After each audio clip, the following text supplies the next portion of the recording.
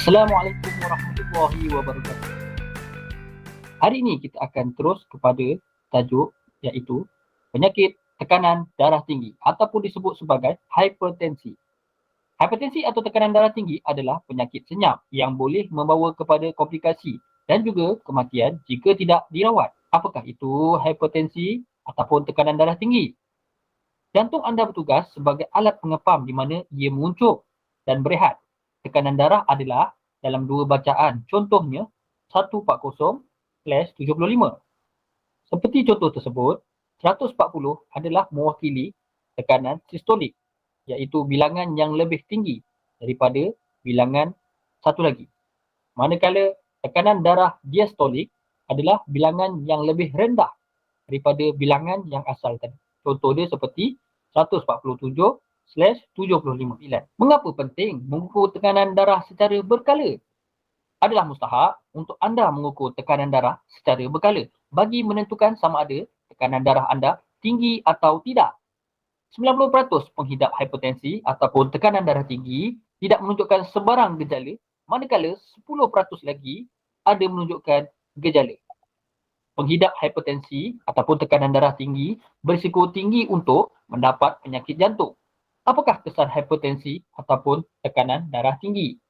Di antara kesan hipertensi ataupun tekanan darah tinggi adalah rasa tidak sihat yang menjejaskan fizikal dan mental serta memberi kesan kepada keluarga anda dan juga kerja. Apakah penyebab hipertensi ataupun tekanan darah tinggi?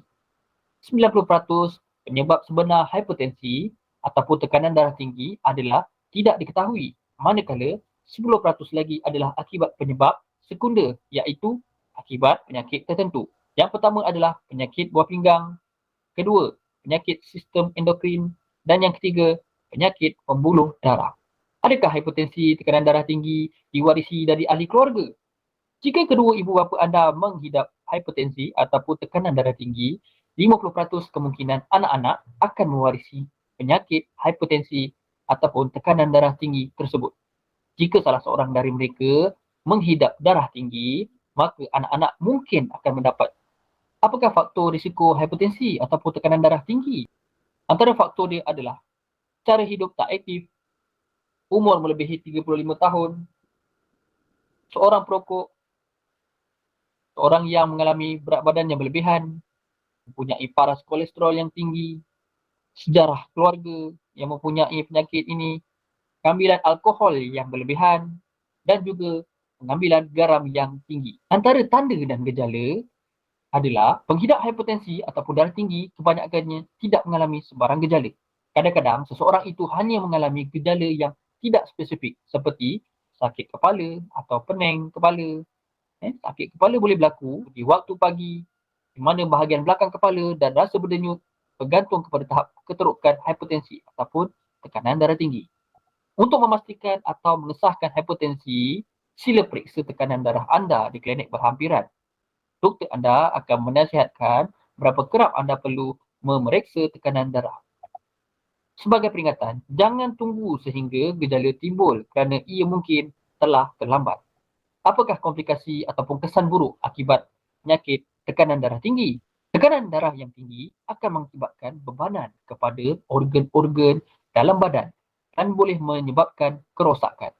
Di antara komplikasi ataupun kesan akibat penyakit tekanan darah tinggi adalah seperti otak, serangan strok iaitu angin ahma ataupun strok ringan dan sementara, penyakit jantung seperti coronary heart disease, left ventricle hypertrophy, kemudian komplikasi pada mata iaitu pendarahan dan kerosakan kepada kawasan yang sensitif dalam mata.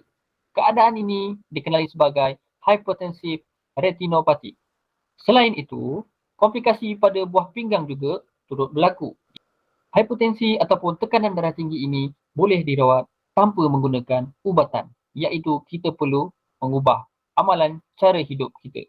Amalkan pemakanan yang sihat, kurangkan pengambilan garam dan kolesterol, melakukan senaman secara berkala, kurangkan berat badan jika berlebihan, atasi tekanan secara berkesan dan yang terakhir, berhenti merokok. Sekian saja daripada saya. Assalamualaikum warahmatullahi wabarakatuh.